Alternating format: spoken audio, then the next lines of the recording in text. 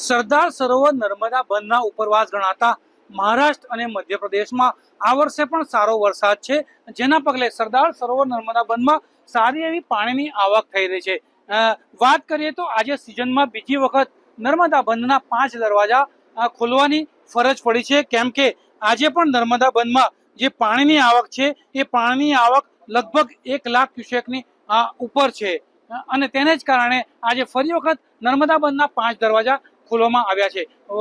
જો વાત કરીએ તો ગત 31 જુલાઈના રોજ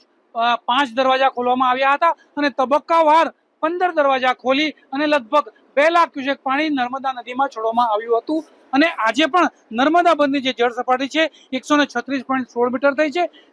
નર્મદા બંધની જે કુલ સપાટી છે 138.68 મીટર છે, એટલે કહી શકાય કે હાલ જે પાણીનો સંગ્રહ છે એ 91.66% જેટલો થઈ ગયો છે અને હજી પણ ચોમાસું ચાલુ છે ત્યારે નર્મદા બંધ છલોછલ થાય અને પૂરની પરિસ્થિતિ ન સર્જાય તે માટે જ નર્મદા નિગમ દ્વારા આજે ફરીથી નર્મદા બંધના જે 5 દરવાજા છે એ 5 દરવાજા